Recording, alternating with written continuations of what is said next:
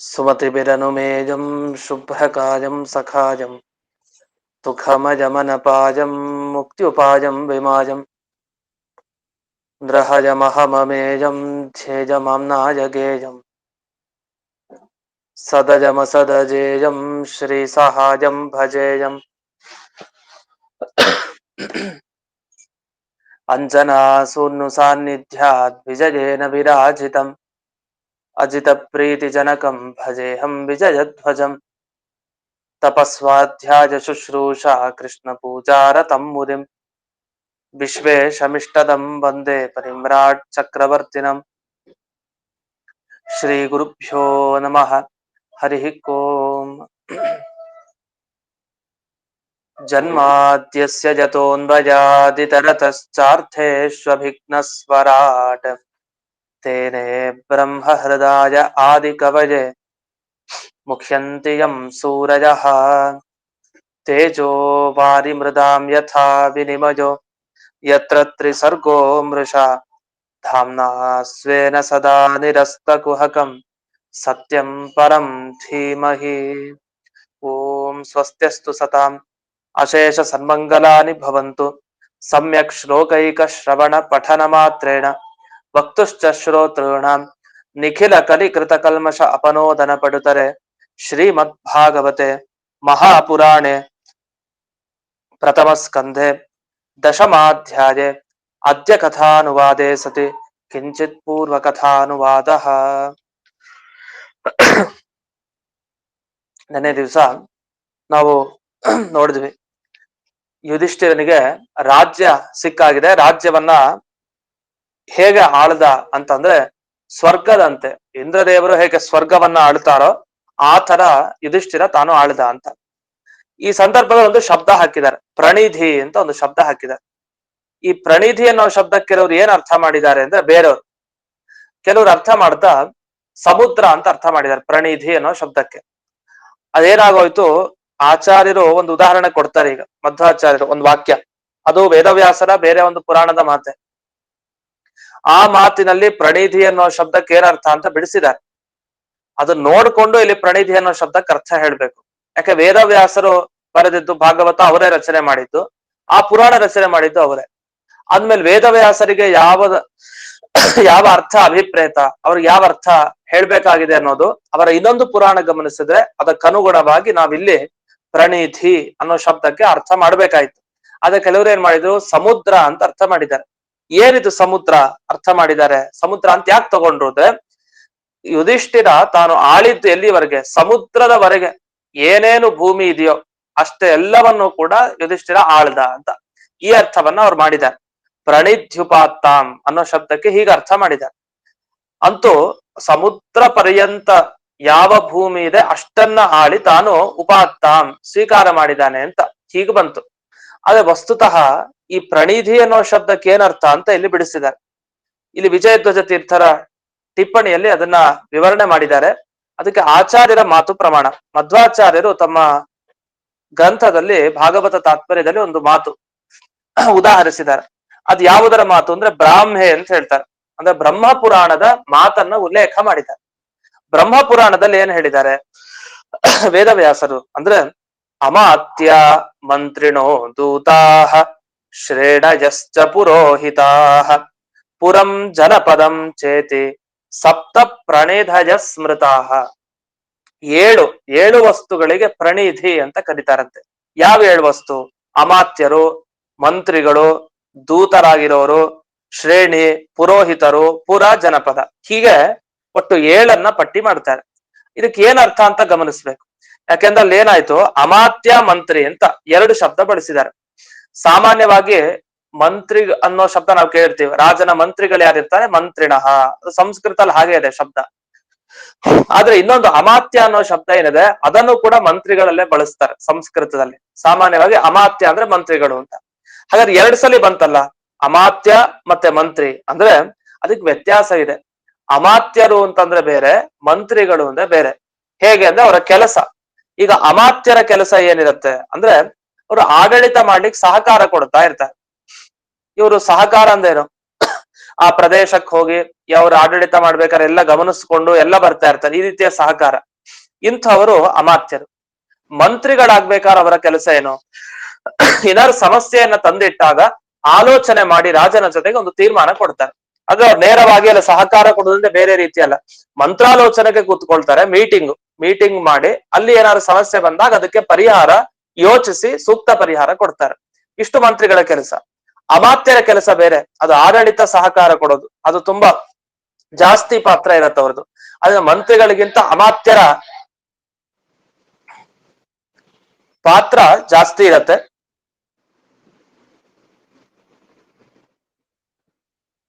ಇನ್ನು ದೂತರಾಗಬೇಕಾದ್ರೆ ಒಂದ್ ನಿಮಿಷ.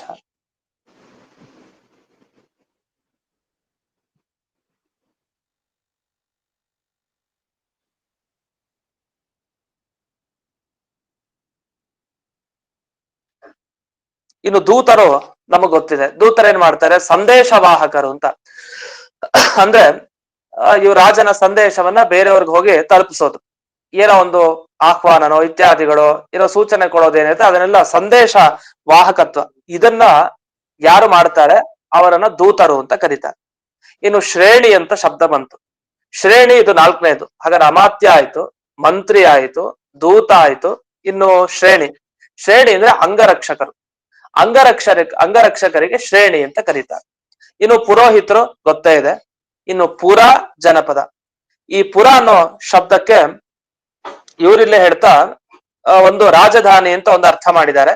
ಒಂದು ಗ್ರಾಮ ಮತ್ತೊಂದು ಈ ರಾಜಧಾನಿ ಹೀಗೆ, ಅಥವಾ ರಾಜಧಾನಿ ದೇಶ ಹೀಗೂ ಅರ್ಥ ಮಾಡಿದ್ದಾರೆ. ಅಂತೂ ಇಷ್ಟು ಏನಿದೆ ವಸ್ತುಗಳು, ಇದನ್ನ 7ನ್ನ ಪ್ರಣಿಧಿ ಅನ್ನೋ ಶಬ್ದದಿಂದ ಕರೀತಾರೆ.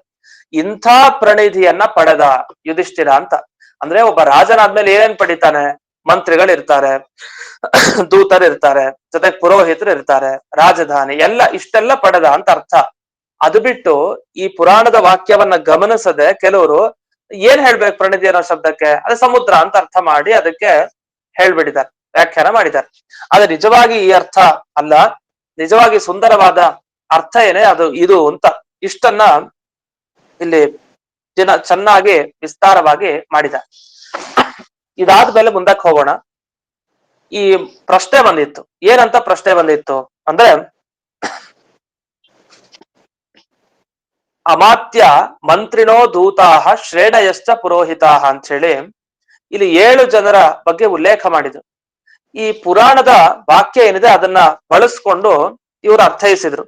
ಇಷ್ಟೆಲ್ಲ ನೀವು ಶ್ಲೋಕವನ್ನ ಹೇಳಿದ್ರು. ಇಲ್ಲೇನ್ ಹೇಳಿದ್ರಿ? ರಾಜ್ಯವನ್ನ ಆಳ್ದ ಯಾರು? ಯುಧಿಷ್ಠಿರ. ಹೇಗೆ ರಾಜ್ಯವನ್ನ ಆಳ್ಬೇಕಾದ್ರೆ ಇಷ್ಟೆಲ್ಲ ಜನ ಇರ್ತಾರೆ ಅಂತ ಇಷ್ಟು ಬಂತು. ಅದ ಪ್ರಶ್ನೆ ಹಿಂದೆ ನಾವು 2 ಪ್ರಶ್ನೆ ಮಾಡಿದ್ವಿ. ಅದಕ್ಕೆ ಉತ್ತರ ಬಂತಾ ಇಲ್ವಾ ಅದನ್ನ ಗಮನಿಸ್ಬೇಕು. ಮೊದಲನೇ ಪ್ರಶ್ನೆ ಏನ್ ಮಾಡಿತ್ತು? ಯುಧಿಷ್ಠಿರ ಯಾರನ್ನ ಆಶ್ರಯಿಸ್ಕೊಂಡು ಅವನ್ ರಾಜ್ಯವನ್ನ ಆಳ್ದ? ಅವನಿಗೆ ಪ್ರಮುಖ ಆಧಾರ ಸ್ತಂಭ ಯಾರಾಗಿದ್ರು ಅನ್ನೋದು ನಮಗೆ ಮುಖ್ಯ. ರಾಜ್ಯ ಆಳೋದೊಂದು ಬಹಳ ಕಷ್ಟ. ಆ ರಾಜ್ಯವನ್ನ ಆಳ್ಬೇಕಾದ್ರೆ ಯಾವುದೇ ವಿಘ್ನ ಇರಬಾರ್ದು, ದೊಡ್ಡವರ ಅನುಗ್ರಹ ಇರ್ಬೇಕು. ಯಾರ ಅನುಗ್ರಹ ಇತ್ತು? ಯಾರ ಅನುಗ್ರಹದಿಂದ ಇಡೀ ರಾಜ್ಯವನ್ನ ಆಳ್ದ ಅನ್ನೋ ಪ್ರಶ್ನೆಗೆ ಅವ್ರು ಉತ್ತರ ಕೊಟ್ಟಿದ್ದಾರೆ. ಈಗ ಎಲ್ಲೂ ಉತ್ತರ ಕೊಟ್ಟಿದ್ದಾರೆ ಅಂದ್ರೆ ಅಜಿತಾಶ್ರಯ ಅಂತ ಒಂದು ಶಬ್ದ ಹಾಕಿದ್ದಾರೆ. ಈಗ ಅಲ್ಲಿ ಹಿಂದೆ 3ನೇ ಶ್ಲೋಕದಲ್ಲಿ ಏನಾಯ್ತು? ಈ 10ನೇ ಅಧ್ಯಾಯದಲ್ಲಿ ಅದೇ ಶ್ಲೋಕದಲ್ಲೇ ಅಜಿತಾಶ್ರಯ ಅಂತ ಕೊಟ್ಟಿದ್ದಾರೆ. ಅಜಿತ ಅಂದ್ರೆ ಯಾರು? ಕೃಷ್ಣನಿಗೆ ಹೆಸರು ಅಜಿತ. ಯಾಕೆ ಅವನನ್ನ ಗೆಲ್ಲೋರು ಯಾರು ಇಲ್ಲ. ಆ ಕೃಷ್ಣನ ಬಲನೇ ಬಲ.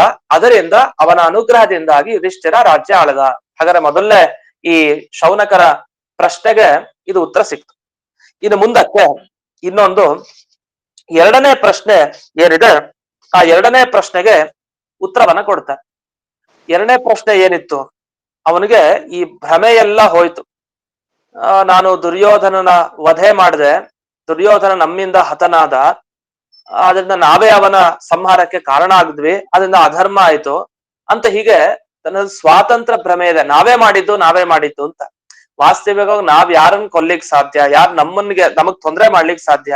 ಪರಸ್ಪರ ಯಾರಿಗೂ ಸ್ವಾತಂತ್ರ್ಯನೇ ಇಲ್ಲ. ನಮಗೆ ಸ್ವತಂತ್ರತೆನೇ ಇಲ್ಲ. ನಾವೆಲ್ಲ ಇನ್ನೊಬ್ಬರ ಅಧೀನವಾಗೇ ಜೀವನ ಸಾಗಿಸೋರು. ಪರಮಾತ್ಮನ ಅಧೀನ ಎಲ್ಲರೂ ಕೂಡ. ಅಷ್ಟಾದ್ರೂ ನಾವೇ ಮಾಡಿದೀವಿ ಎನ್ನುವ ಒಂದು ಭ್ರಮೆ ನಮ್ಮಲ್ಲಿ ಇರುತ್ತೆ. ಇದು ಯುಧಿಷ್ಠಿರನಿಗೂ ಇತ್ತಂತೆ. ನಾನು ದುರ್ಯೋಧನನ್ನ ಸಂಹಾರಕ್ಕೆ ನಾವೆಲ್ಲ ಕಾರಣ ಆಗ್ಬಿಟ್ವಿ ಅಂತ ಈ ರೀತಿ ಎಲ್ಲ ಅವನಿಗೆ ಜ್ಞಾನ ಇತ್ತು. ಈ ಭ್ರಮೆ ಎಲ್ಲ ಹೋಯ್ತದು. ಭ್ರಮೆ ಹೋಗಿದ್ ಹೇಗೆ ಅಂದ್ರೆ, ಭಗವಂತನ ಉಪದೇಶ, ಆ ಭೀಷ್ಮಾಚಾರ್ಯರ ಉಪದೇಶ, ಇಬ್ಬರಿಂದ ವಿಶೇಷವಾದ ಜ್ಞಾನ ಪಡೆದ ಯುಧಿಷ್ಠಿರ, ಅಂದ್ರೆ ಭಗವಂತನೇ ಸ್ವತಂತ್ರ, ಭಗವಂತನ ವಿರುದ್ಧವಾಗಿ ಯಾರಿದ್ದಾರೆ ಅಂಥವರ ಬಗ್ಗೆ ನಾವ್ ಹೇಗಿರ್ಬೇಕು ಅಂದ್ರೆ ಅವರ ನಿಗ್ರಹ ಮಾಡ್ಬೇಕು. ಯಾವ ರೀತಿ? ಮಾತಿನ ಮುಖಾಂತರ ಆಗ್ಬಹುದು, ಒಬ್ಬ ಕ್ಷತ್ರಿಯ ಆದ್ರೆ ದೈಹಿಕವಾಗಿ ಅವನ ಸಂಹಾರನೆ ಮಾಡೋದು. ಈ ತರ ವಿಷ್ಣು ದ್ವಿಟ್ ತದ್ ಅನುಬಂಧಿ ನಿಗ್ರಹ, ವಿಷ್ಣುವಿನ ದ್ವೇಷಿಗಳು ಯಾರಿರ್ತಾರೆ ಅವರ ನಿಗ್ರಹವನ್ನ ಮಾಡೋದು, ಮತ್ತೆ ಅವರಿಗೆ ಸಹಾಯ ಯಾರು ಮಾಡ್ತಾ ಇರ್ತಾರೆ ವಿಷ್ಣು ದ್ವೇಷಿಗಳಿಗೆ ಅವರ ನಿಗ್ರಹವನ್ನು ಕೂಡ ಮಾಡ್ಬೇಕು. ಈ ರೀತಿ ಉಪದೇಶ ಕೊಟ್ಟಿದ್ದನ್ನ ಆಲಿಸಿದ ಯುಧಿಷ್ಠಿರ. ಆಲಿಸಿದ ಪರಿಣಾಮ ಅವನಿಗೆ ಎಲ್ಲ ತಾನು ತನ್ನ ಭ್ರಮೆಗಳನ್ನ ಕಳ್ಕೊಂಡಿದ್ದಾನೆ. ಇಷ್ಟಾಗಿ ತಾನು ಭೂಮಿಯನ್ನ ಆಳದ ಅಂತ ಇಷ್ಟು ಇಲ್ಲಿ ವಿವರಣೆ ಬಂತು. ಇದಾದ್ಮೇಲೆ ಮುಂದೆ 5ನೆಯ ಶ್ಲೋಕಕ್ಕೆ ಹೋಗೋಣ. 5ನೆಯ ಶ್ಲೋಕದಲ್ಲಿ ಏನು ಹೇಳ್ತಾರೆ ಅಂದ್ರೆ ಇಲ್ಲಿ ಭಗವಂತನನ್ನ ಆಶ್ರಯಿಸಿಕೊಂಡು, ಕೃಷ್ಣನನ್ನ ಆಶ್ರಯಿಸಿಕೊಂಡು ತಾನು ರಾಜ್ಯವನ್ನ ಆಳದ ಅಂತ ಬಂತು. ಅದಕ್ಕೆ ಪ್ರಮಾಣ ಕೊಡಿ. ನಿಜವಾಗ್ಲೂ ಅವನು ಭಗವಂತನನ್ನ ಆಶ್ರಯಿಸಿಕೊಂಡೇ ರಾಜ್ಯವನ್ನ ನಡೆಸಿದ್ರೆ ಅದಕ್ಕೇನೋ ಒಂದು ಪ್ರಮಾಣ ಬೇಕಲ್ಲ. ಪ್ರಮಾಣ ಏನಿದೆ? ಪಕ್ಕದಲ್ಲೇ ಕೃಷ್ಣ ಇದ್ದಾನೆ, ಅವನನ್ನ ಆಶ್ರಯಿಸ್ಕೊಂಡು ಮಾಡಿದ್ದಾನೆ ಅಂದ್ರೆ ಹಾಗಲ್ಲ. ಭಗವಂತ ಇದ್ದ ಕಡೆ ಭೂಮಿ ಹೇಗಿರತ್ತೆ? ಒಬ್ಬ ಸಾಮಾನ್ಯವಾಗಿ ರಾಜ ಆಡಳಿತ ನಡೆಸಬೇಕಾದ್ರೆ ಎಷ್ಟೋ ಲೋಪಗಳು ಅವಶ್ಯವಾಗಿದ್ದೇ ಇರತ್ತೆ, ಏನೇನೋ ತೊಂದರೆಗಳು ಬರ್ತಾ ಇರತ್ತೆ. ಆದ್ರೆ ಭಗವಂತನಿದ್ದಾಗ ಯಾವ ತೊಂದರೆಗಳು ಕೂಡ ಇರೋದಿಲ್ಲ. ಅದೇ ಸಾಕು ನಮಗೆ. ಯುಧಿಷ್ಠಿರನ ಹಿಂದೆ ಕೃಷ್ಣ ಇದ್ದ, ಕೃಷ್ಣನನ್ನ ಆಶ್ರಯಿಸಿಕೊಂಡೇ ತಾನು ಕೆಲಸ ಮಾಡ್ತಾ ಇದ್ದ ಯುಧಿಷ್ಠಿರ. ಅದು ಹೇಗ್ ಗೊತ್ತಾಯ್ತು ಅನ್ನೋದನ್ನ ಈ 5ನೆಯ ಶ್ಲೋಕ ವಿವರಿಸ್ತಾ ಇದೆ. ಈಗ 5ನೆಯ ಶ್ಲೋಕವನ್ನ ನೋಡೋಣ. ಕಾಮಂ ವವರ್ಷ ಪರ್ಜನ್ಯ ಸರ್ವ ಕಾಮದುಘಾಮಹಿ ಶಿಶಿಚುಸ್ಮವ್ರಜಂ ಗಾವಃ. ಅಲ್ಲಿ ಶಿಶುಹು ಅಂತ ಅದು ಶಬ್ದ, ಶಿಶಿಚುಹು ಅಂತ ಶಬ್ದ. ಸ್ವಲ್ಪ ಉಚ್ಚಾರಣೆ ಕಷ್ಟ ಆಗ್ಬೋದು. ಶಿಶಿಚುಸ್ಮವ್ರಜಂ ಗಾವಃ ಪಯಸಾತ್ಯೂಧಸೋ ಮುದಾ. ಪರ್ಜನ್ಯ ಅಂದ್ರೆ ಮೇಘ, ಮೇಘ ಅಧಿಪತಿ ಪರ್ಜನ್ಯ. ಆ ಮೇಘ ಅಧಿಪತಿಯಾದ ದೇವತೆ ತಾನು ಏನ್ ಮಾಡ್ತಾ ಇದ್ದ? ಯುಧಿಷ್ಠಿರ ಆಳ್ತಾ ಇರ್ಬೇಕಾದ್ರೆ ಭೂಮಿಯನ್ನ ಅಂದ್ರೆ ಕಾಮಂ ವರ್ಷ, ಎಷ್ಟು ಬೇಕೋ ಅಷ್ಟು ಯಥೇಚ್ಛವಾಗಿ ಮಳೆ ಸುರಿತಾ ಇತ್ತು. ಅದು ನಿಜವಾಗಿಯೂ ಕೂಡ ಹಾಗೆ. ಯುಧಿಷ್ಠಿರ ಇದ್ದ ಕಡೆ ಅಲ್ಲಿ ಮಳೆ, ಸಮೃದ್ಧಿ ಎಲ್ಲವೂ ಇರುತ್ತೆ. ಧರ್ಮರಾಜ ಧರ್ಮ ಇದ್ದ ಮೇಲೆ ಅಲ್ಲೆಲ್ಲ ಸಮೃದ್ಧವಾಗೇ ಇರುತ್ತೆ. ಅದೇ ಧರ್ಮ ಇರ್ಬೇಕು, ಅಧರ್ಮ ಇದ್ರೆ ಅಲ್ಲಿ ಆಗಲ್ಲ. ಧರ್ಮ ಇರ್ಬೇಕು. ಜೊತೆ ಕೃಷ್ಣನೇ ಇದ್ದಾನೆ, ಕೃಷ್ಣ ಇದ್ಮೇಲೆ ಮುಗೀತು. ಆ ಕೃಷ್ಣನೇ ಮುಖ್ಯ. ಆ ಕೃಷ್ಣ ಇರೋದ್ರಿಂದ ಯುಧಿಷ್ಠಿರ ಆಳ್ಬೇಕಾದ್ರೆ ಭೂಮಿಯಲ್ಲಿ ಮಳೆ ಚೆನ್ನಾಗಿ ಬರ್ತಾ ಇತ್ತು. ಕಾಮಂ ವವರ್ಷ, ಅದು ಚೆನ್ನಾಗಿಂದ ತುಂಬಾ ತೊಂದರೆ ಕೊಡೋ ತರ ಅಲ್ಲ, ಯಥೇಷ್ಟವಾಗಿ ತೃಪ್ತಿ ಆಗೋ ರೀತಿಯಲ್ಲಿ ಮಳೆ ಬರ್ತಾ ಇತ್ತು. ಇನ್ನು ಸರ್ವ ಕಾಮದುಘಾಮಹಿ ಅಂತ, ಭೂಮಿ ಎಲ್ಲರ ಇಷ್ಟಾರ್ಥವನ್ನು ಈಡೇರಿಸ್ತಾ ಇತ್ತಂತೆ. ಅಂದ್ರೆ ಭೂಮಿಯಲ್ಲಿ ನಾವೇನೇನ್ ಹಾಕ್ತಿವಿ ಬೆಳಿಬೇಕು ಅಂತ ಅದೆಲ್ಲ ಚೆನ್ನಾಗಿ ಬರ್ತಾ ಇತ್ತು. ಅದೆಲ್ಲ ಸ್ವೀಕಾರ ಮಾಡ್ಕೊಂಡು ಜನರು ಆರಾಮಾಗಿ ಬದುಕ್ತಾ ಇದ್ರು. ಸಮೃದ್ಧವಾದ ಭೂಮಿ. ಇನ್ನು ಹಸುಗಳ ಬಗ್ಗೆ ಬರ್ತಾರೆ. ಅಂದ್ರೆ ಹಸುಗಳು ಹೇಗಿರ್ಬೇಕು? ಒಬ್ಬ ರಾಜ ಆಡಳಿತ ನಡೆಸ್ತಾ ಇದ್ದಾನೆ ಅಂದ್ರೆ ಅಲ್ಲಿದ್ದ ಹಸುಗಳು ಹೇಗಿರ್ಬೇಕು? ಶಿಶಿಚುಹು ಅಂತ ಗೋಶಾಲೆಗೆ ಹೋಗ್ತೀವಿ. ಗೋಶಾಲೆಗೆ ಹೋದ್ರೆ ಅಂದ್ರೆ ಅಂದಿನ ಕಾಲದಲ್ಲಿ ಯಾರು ಹೋಗಿದ್ದಾರೆ ಅವ್ರು ನೋಡಿದ್ದಾರೆ, ಅದರ ವರ್ಣನೆ ಮಾಡ್ತಾ ಇದ್ದಾರೆ. ಅಂತ ಗೋಶಾಲೆ ಹೇಗಿದ್ವು ಅಂದ್ರೆ ಅಲ್ಲೆಲ್ಲ ಹಾಲಿನಿಂದ ಗೋವುಗಳೆಲ್ಲ ಸಿಂಪಡಿಸಿತ್ತಂತೆ ಗೋಶಾಲೆಯನ್ನ. ಅದು ಹಾಲು ಕೊಡ್ಬೇಕು ಅಂದ್ರೆ ಹಸುಗಳು ತಮ್ಮ ಕರುಗಳಿಗೆ ಮಾತ್ರ ಕೊಡೋದು. ಸ್ವಲ್ಪ ಎಲ್ಲೋ ಉಳಿದಿದ್ದನ್ನ ನಂತರ ಇವರು ಗೋಪಾಲಕರು ನಾವು ಸ್ವೀಕಾರ ಮಾಡೋದು. ಆದ್ರೆ ಆ ಸಂದರ್ಭದಲ್ಲಿ ಕರುಗಳಿಗೆ ಯಥೇಷ್ಟ ಅವುಗಳಿಗೆ. ಜೊತೆಗೆ ಅದು ಎಷ್ಟು ಹಾಲನ್ನು ನೀಡ್ತಾ ಇತ್ತು ಅಂದ್ರೆ ಒಂದೊಂದು ಹಸುಗಳು ಕೂಡ ಆ ಗೋಶಾಲೆ ಎಲ್ಲ ಸಿಂಪಡಿಸ್ಬಿಟ್ಟಿತ್ತಂತೆ ಆ ಹಾಲಿನಿಂದ.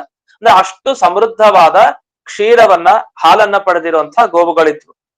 ಯಾಕೆಂದ್ರೆ ಹಾಲು ಬರುವಂತಹ ಸ್ಥಳ ಏನಿದೆ, ಆ ಹಾಲಿನ ಪಾತ್ರೆ ಅಂತ ಕರೀತಾರೆ. ಹಾಲಿನ ಬರೋ ಸ್ಥಳ, ಅದನ್ನ ಶಬ್ದ ಇಲ್ಲೇನ್ ಬಳಸಿದ್ರೆ ಅತಿ ಊಧಸಹ ಅಂತ. ಅಂದ್ರೆ ಆ ಹಸುವಿನ ಕೆಚ್ಚಲು ಏನಿದೆ ಅದರ ಬಗ್ಗೆ ಹೇಳ್ತಾ ಇದ್ದಾರೆ. ಅಲ್ಲಿ ಅತಿ ಊಧಸಹ ಅಂತ. ಅದು ಬಹಳ ವಿಸ್ತಾರವಾಗಿ ಒಳ್ಳೆ ಸಂಪತ್ತನ್ನ ಹೊಂದಿದೆ, ಒಳ್ಳೆ ಹಾಲನ್ನ ಕೊಡುವಂತ ಆ ಇದು ಪಾತ್ರೆಯನ್ನ ಪಡೆದಿದೆ ಅಂತ ಇಲ್ಲಿ ವಿವರಣೆ ಮಾಡ್ತಾರೆ. ಅಂದ್ರೆ ಆ ಶಬ್ದನ ಹಾಗೆ ಗಂಭೀರವಾಗಿ ಬಳಸ್ತಾರೆ. ಅಂಥ ಹಸುವಿನ ಆ ಕೆಚ್ಚಲಿನಿಂದ ಹಾಲು ಎಲ್ಲಾ ಕಡೆ ಸಿಂಪಡಿಸೋ ಹಾಗೆ ಆಗಿತ್ತು ಆ ಗೋಶಾಲೆ. ಅಷ್ಟು ಸಮೃದ್ಧವಾದ ಹಾಲನ್ನ ಹಸುಗಳು ನೀಡ್ತಾ ಇದ್ವು ಅಂತ. ಹಾಗಾದ್ರೆ ಒಂದು ಲಕ್ಷಣ ಹೇಳಿದ್ ಗಮನಿಸ್ಬೇಕು, ಮಳೆ ಚೆನ್ನಾಗ್ ಆಗ್ತಾ ಇತ್ತು, ಭೂಮಿಯಿಂದ ಏನ್ ಪಡಿಬೇಕೋ ಜನರು ಅದನ್ನೆಲ್ಲ ಚೆನ್ನಾಗಿ ಯಥೇಚ್ಛವಾಗಿ ಪಡಿತಾ ಇದ್ರು, ಹಸುಗಳು ಚೆನ್ನಾಗಿ ಹಾಲನ್ನ ನೀಡ್ತಾ ಇದ್ವು. ಇಷ್ಟು. ಹಾಗಾದ್ರೆ ಈ ಮೂರು ಸಂಕೇತ, ಒಬ್ಬ ರಾಜ ಚೆನ್ನಾಗಿ ಆಡಳಿತ ನಡೆಸ್ತಾ ಇದ್ದಾನೆ, ಅಲ್ಲಿ ದೇವರ ಅನುಗ್ರಹ ಹಿಂದಕ್ಕೆ ಇದೆ ಅಂತ ಆದ್ರೆ ಆ ದೇವರಿರೋದ್ರಿಂದ ಇಷ್ಟೆಲ್ಲ ನಡೀತಾ ಇರುತ್ತೆ. ಬರೀ ಇಷ್ಟೇ ಅಲ್ಲ, ಇನ್ನೂ ಒಂದಿಷ್ಟು ವಿವರಣೆಯನ್ನ ಮಾಡ್ತಾರೆ. ಮುಂದೆ 6ನೆಯ ಶ್ಲೋಕವನ್ನ ಗಮನಿಸೋಣ. ನದ್ಯ ಸಮುದ್ರ ಗಿರಯ ಸ್ತವನಸ್ಪತಿ ವಿರುಧ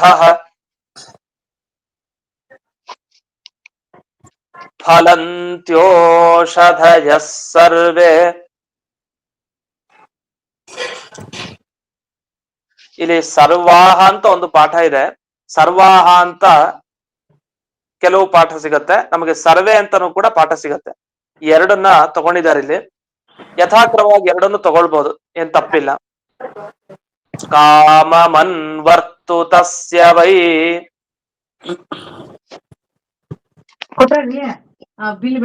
ಇದು ನದಿಗಳು ಜೊತೆಗೆ ಈ ಸಮುದ್ರಗಳು ಮತ್ತೆ ಪರ್ವತಗಳು ಇವೆಲ್ಲ ಹೇಗಿದ್ವು ಅಂತ ವರ್ಣಿಸ್ತಾರೆ.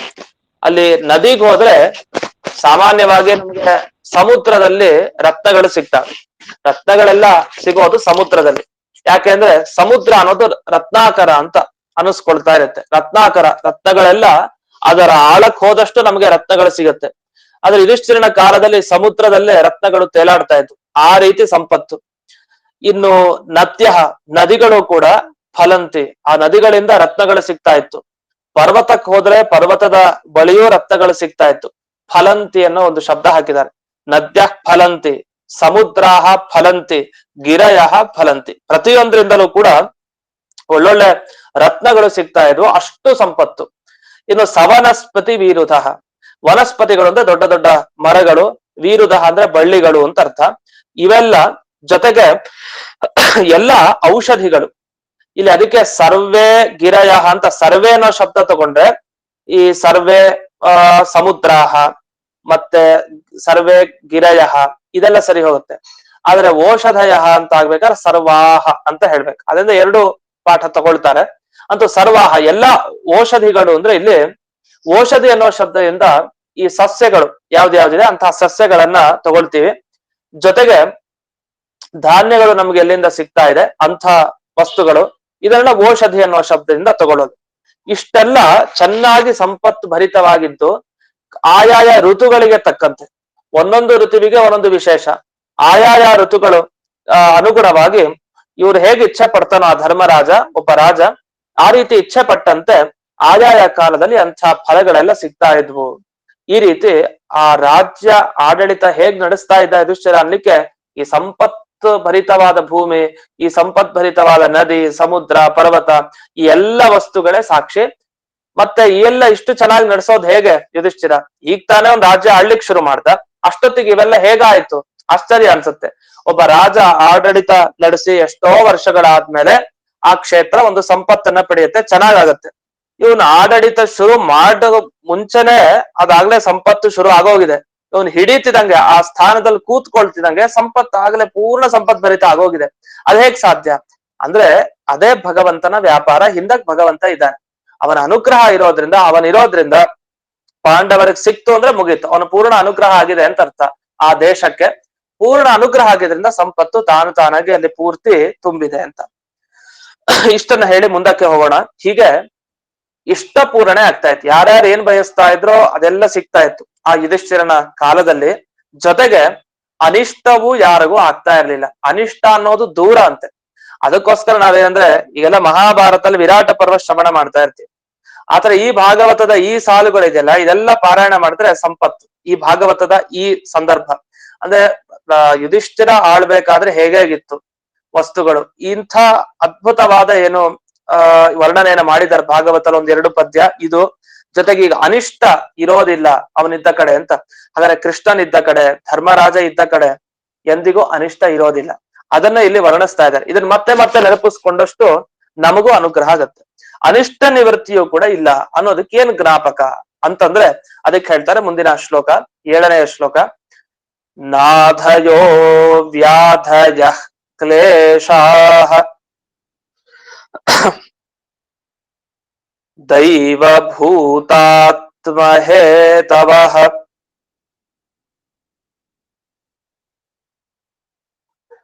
ಅಜಾತಶತ್ರಾವಭವನ್ ಜಂತೂನಾಂ ರಾಜ್ಞಿಕರ್ಹಿಚಿತ್.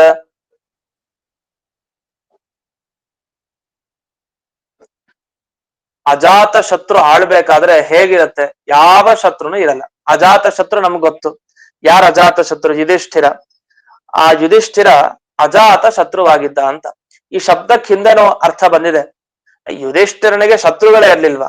ಮತ್ ಯುದ್ಧ ಯಾಕೆ ನಡೀತು? ಇಷ್ಟೆಲ್ಲ ಯಾಕೆ ನಡೀತು? ಅಜಾತ ಶತ್ರು ಅಂತ ಹೇಳಲಿಕ್ಕೆ ಅರ್ಥ ಇದೆಯಾ ಅಂದ್ರೆ ಅದೇನಿಲ್ಲ, ಎಲ್ಲ ಕೃಷ್ಣನ ಕಾರಣದಿಂದ ಇವರೆಲ್ಲ ಶತ್ರುಗಳಾಗ್ಬಿಟ್ರು ಅಂತ. ಆ ಅಂದ್ರೆ ಕೃಷ್ಣ, ಆ ಅಂದ್ರೆ ಪರಬ್ರಹ್ಮ, ಅವರಿಂದ ಶತ್ರುಗಳಾದ್ರು, ಅದನ್ನ ಅಜಾತ ಶತ್ರು ಅಂತ ಹೀಗೂ ಅರ್ಥ ಮಾಡೋದಿದೆ. ಅಂತೂ ಇರ್ಲಿ, ಅದು ಹಿಂದಕ್ಕೂ ಬಂದಿದೆ.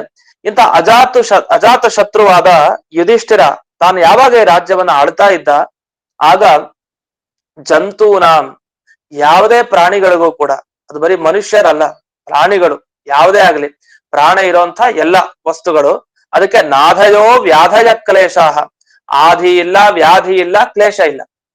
ಕ್ಲೇಶ ಅಂದ್ರೆ ಕಷ್ಟಗಳದ್ದು, ಯಾವುದೇ ತರಹದ ಕಷ್ಟ ಆಗ್ಬೋದು, ಯಾರಿಗೂ ಏನ್ ಕಷ್ಟ ಇಲ್ಲ. ಯಾಕೆ? ಕೃಷ್ಣ ಇದಾನಲ್ಲ, ಕೃಷ್ಣ ಇದ್ಮೇಲೆ ಅಲ್ಲಿ ಕಷ್ಟ ಇಲ್ಲಿದೆ.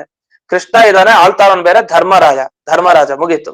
ಇನ್ನು ವ್ಯಾಧಿ, ವ್ಯಾಧಿ ಅಂದ್ರೆ ನಮಗ್ ಗೊತ್ತು, ಹೊರಗಿನ ರೋಗಗಳು, ಶರೀರಕ್ಕೆ ಸಂಬಂಧಪಟ್ಟ ರೋಗ.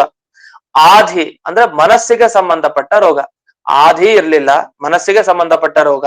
ವ್ಯಾಧಿ ಅಂದ್ರೆ ಶರೀರಕ್ಕೆ ಸಂಬಂಧಪಟ್ಟ ರೋಗ ಇರ್ಲಿಲ್ಲ. ಕ್ಲೇಶ, ಕಷ್ಟಗಳಿರ್ಲಿಲ್ಲ, ಇನ್ಯಾವುದೇ ತರ ಕಷ್ಟ ಅಲ್ಲ. ಇವೆಲ್ಲ ಯಾಕೆ ಬರುತ್ತೆ ನಮ್ಗೆ? ಆಧಿ, ಮಾನಸಿಕ ರೋಗ, ದೈಹಿಕ ರೋಗ, ಕಷ್ಟಗಳು, ಇದೆಲ್ಲ ಯಾಕೆ ಬರುತ್ತೆ? ದೈವ ಭೂತಾತ್ಮ ಹೇತವಃ. ಇದಕ್ಕೆಲ್ಲ ಹೇತು, ಕಾರಣ ಯಾವುದು ಅಂದ್ರೆ ದೈವ ಭೂತ ಆತ್ಮ, ಮೂರ್ ಕೊಡ್ತಾರೆ. ದೈವ ಅಂದ್ರೆ ಒಂದು ದೇವತೆಗಳಿಂದ, ಭೂತ ಅಂದ್ರೆ ಪಂಚಭೂತಗಳಿಂದ, ಮತ್ತೊಂದು ಆತ್ಮ ಅಂದ್ರೆ ದೇಹದಿಂದ. ಇಷ್ಟು, ಈ ಮೂರರ್ಥ ಬರೀತಾರೆ. ಇಲ್ಲಿ ಕೆಲವರು ಈ ವ್ಯಾಧಿ ಅನ್ನೋ ಶಬ್ದಕ್ಕೆ ಸ್ಪಷ್ಟವಾಗಿ ರೋಗನ ಹೆಸರೇ ಬರೀತಾರೆ. ಭಗಂಧರ ರೋಗ ಅಂತ ಬರೀತಾರೆ. ಹೀಗೆ ತುಂಬಾ ಕಠಿಣವಾದ ರೋಗಗಳು ಯಾವ್ದ್ಯಾವ್ದಿದೆಯೋ ಅದೆಲ್ಲ. ಇನ್ನು ಮುಂದೆ ಅಧಿದೈವ ಅಂದ್ರೆ ಈಗ ದೇವತೆಗಳ ನಿಮಿತ್ತ ನಮ್ಗೇನಾಗತ್ತೆ? ಅನಾವೃಷ್ಟಿ, ಅವೃಷ್ಟಿ. ಒಂದು ಅವೃಷ್ಟಿ, ಮಳೆ ಆಗದೆ ಇರೋದು. ಅನಾವೃಷ್ಟಿ ಅದೊಂದ್ ರೀತಿ ವಿಪರೀತ, ಆ ವೃಷ್ಟಿ ಆಗೋದಿಲ್ಲ, ಹಾಗಂತ ತೊಂದರೆ ಆಗ್ತಾ ಇರತ್ತೆ, ಅಂತ ಒಂದು ಸಂದರ್ಭ. ಇನ್ನು ಅಧಿಭೂತ ಹೇತು, ಪಂಚಭೂತಗಳಿಂದ ಆಗೋದು ಅಂದ್ರೆ, ಇವ್ರ ಅಧಿಭೂತ ಹೇತು ಅಂದ್ರೆ ಏನ್ ಬಿಡಿಸ್ತಾರೆ ಅಂದ್ರೆ ಉನ್ಮಾದಾದಿಹಿ ಅಂತ ಹೇಳ್ತಾರೆ. ಅಂದ್ರೆ ಹುಚ್ಚುತನ, ಹುಚ್ಚರಾಗ್ಬಿಡೋದು, ಹಾಗೆ ಇನ್ನೊಂದು ಕುರುಡರು, ಈ ತರ ಅನೇಕ ರೀತಿ ಆಗೋದು. ಈ ತರದ್ದೆಲ್ಲ ಇರ್ಲಿಲ್ಲ. ಅಧ್ಯಾತ್ಮ ಹೇತು ಕುಷ್ಠಾದಿಹಿ, ಕುಷ್ಠರೋಗಾದಿಗಳು ಕೂಡ ಇರ್ಲಿಲ್ಲ ಅಂತ ಇನ್ನೊಂದು ಶಬ್ದಕ್ಕೆ ಅರ್ಥ ಬರೀತಾರೆ. ಇನ್ ಕೆಲವರು ಏನ್ ಅರ್ಥ ಮಾಡಿದ್ದಾರೆ ಅಂದ್ರೆ, ಈ ಭೂತ ಪಂಚಭೂತಗಳಿಂದ ತೊಂದರೆ ಅಂದ್ರೆ ಹೇಗೆ? ಈಗ ಕಳ್ಳರಿಂದ ತೊಂದರೆ ಆಗೋದು, ದರೋಡೆಕೋರರು, ಇವರಿಂದ ಎಲ್ಲ ತೊಂದರೆ ಆಗೋದು, ಇದು ಯಾವುದು ಇರ್ಲಿಲ್ವಂತೆ ಅವನು ಆಳ್ಬೇಕಾದ್ರೆ. ಅದೇ ದುರ್ಯೋಧನ ಮಾಡ್ಬೇಕಾದ್ರೆ ಅವನೇ ಮಾಡಿಸ್ತಾ ಇದ್ದ ಎಲ್ಲ, ಅದು ಬೇರೆ. ಈಗ ಯುಧಿಷ್ಠಿರ ಬಂದಿದ್ದಾನೆ, ಇವನಿದ್ದಾಗ ಅವೆಲ್ಲ ಏನೂ ಅವಕಾಶನೇ ಇಲ್ಲ ಅದಕ್ಕೆ. ಇನ್ನು ಆತ್ಮ ಹೇತುಕಃ, ನಮ್ಮಿಂದನೇ ಆಗುವ ಅಪರಾಧ ಏನು, ಆ ಅಪರಾಧದಿಂದ ನಾವ್ ಯಾಕೆ ನರಕ ಪಡಿತೀವಿ ಅಂದ್ರೆ, ಇಲ್ಲಿ ಆತ್ಮ ಅನ್ನೋ ಶಬ್ದದಿಂದ ನಾವು ಅಂತ ತಗೊಂಡ್ರೆ, ಈಗ ಆತ್ಮಹತ್ಯೆ ಮಾಡ್ಕೊಳ್ತಾರೆ. ಆತ್ಮಹತ್ಯೆ ಮಾಡ್ಕೊಂಡಾಗ ನರಕನೇ ಅವ್ರಿಗೆ, ಆ ತರ ಫಲ ಹೇಳಿದ್ದಾರೆ. ಅಂತ ನರಕ ಆದಿಗಳು ಅಂದಿನ ದಿವಸ ಯಾರಿಗೂ ಇರ್ಲಿಲ್ಲ. ಯಾಕೆ? ಯಾಕಂದ್ರೆ ಯಾರು ತಮಗ್ ತಾವು ತೊಂದರೆ ಮಾಡ್ಕೊಳ್ತಾ ಇರ್ಲಿಲ್ಲ, ಸಾಧನೆ ಮಾಡ್ಕೊಳ್ತಾ ಇದ್ರು. ದೇಹ ಸಿಕ್ಕದ್ಮೇಲೆ ಸಾಧನೆ ಮಾಡ್ಕೊಳ್ಳೋದು ಮುಖ್ಯ, ಸಾಧನೆ ಮಾಡ್ಕೊಳ್ತಾ ಇದ್ರು. ಇನ್ನು ರೋಗಗಳು ಯಾವ್ದು ಇರ್ಲಿಲ್ಲ. ಈ ತರ ಅಂದಿನ ದಿವಸ ಯುಧಿಷ್ಠಿರ ಆಳ್ಬೇಕಾದ್ರೆ ಇಷ್ಟು ಸಂಪದ್ಭರಿತವಾಗಿತ್ತು ಅಂತ. ನಾವಂತೀವಿ ಈಗ ಈ ಕಣ್ಣು ಕಾಣಿಸ್ತಾ ಇರ್ಲಿಲ್ಲ ಅಂತ ಯಾರು ಇರ್ಲಿಲ್ಲ ಅಂತ. ಮತ್ತೆ ಧೃತರಾಷ್ಟ್ರನೇ ಇದ್ದ, ಅವನಿಗೆ ಕಣ್ಣು ಕಾಣಿಸ್ತಾ ಇರ್ಲಿಲ್ಲ, ಆ ರೀತಿ ಎಲ್ಲ ಇತ್ತಲ್ವಾ ಅಂದ್ರೆ ಅದಕ್ಕೆ ಬೇರೆ ಬೇರೆ ಕಾರಣಗಳು ವಿಶೇಷ ಇದೆ. ಅದು ಇವ್ರು ಆಳ್ಬೇಕಾದ್ರೆ ಪ್ರಜೆಗಳ ಪರಿಸ್ಥಿತಿ ಹೇಗಿತ್ತು? ಪ್ರಜೆಗಳಿಗೆಲ್ಲ ಅನುಗ್ರಹ ತುಂಬಾ ಚೆನ್ನಾಗಾಗಿತ್ತು. ಹುಚ್ಚುತನ ಇದೆಯಂತೂ ಯಾವುದು ಇರ್ಲಿಲ್ಲ. ಅವರ ಪ್ರಬಲವಾದ ಕರ್ಮ ಏನಾರಿದ್ರೆ ಅದನ್ನ ಅನುಭವಿಸ್ತಾ ಇದ್ರು. ಆದ್ರೆ ಇವನ ಆಡಳಿತದಲ್ಲಿ ಯಾವುದೇ ಲೋಪ ಇರ್ಲಿಲ್ಲ ಅಂತ. ಅಷ್ಟು ಚೆನ್ನಾಗಿ ತಾನು ಪ್ರಜೆಗಳಿಗೆ ಏನೇನ್ ಬೇಕೋ ಅದನ್ನೆಲ್ಲ ನೀಡಿದ್ದ. ಹಾಗೆ ಸಹಜವಾಗಿ ಭೂಮಿ ಚೆನ್ನಾಗಾಗಿದೆ, ಮಳೆ ಚೆನ್ನಾಗಿ ಬರ್ತಾ ಇದೆ, ಯಾವುದೇ ರೋಗಗಳ ಅವಕಾಶನೇ ಇಲ್ಲ.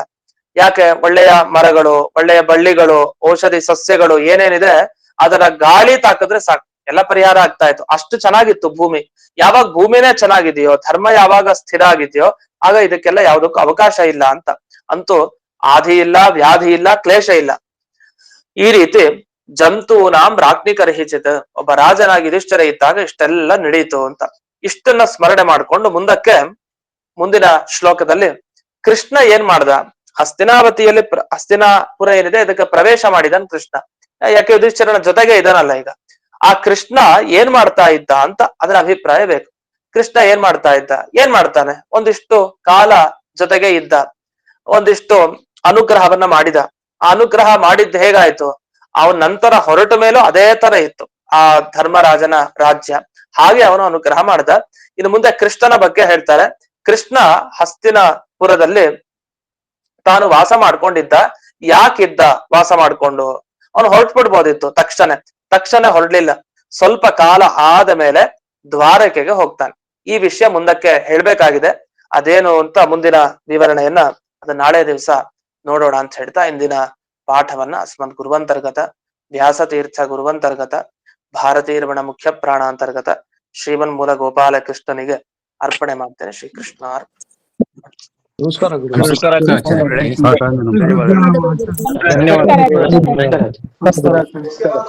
ಧನ್ಯವಾದಗಳು ಗುರುಗಳೇ. ಅಂದ್ರೆ ಯಾವ ಶಬ್ದ ಆಲ್ಗು ಅಂತ ಆಚಾರ್ಯ ಶಿಶಾ ಶಿಶಾ ಹಲೋ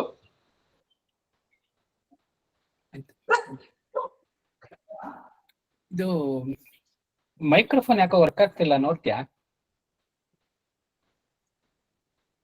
ಹಲೋ ಹಲೋ ಹಲೋ ಕೇಳಿಸ್ತಾ ಇದೆ ಮಾತಾಡೋದು. Hello microphone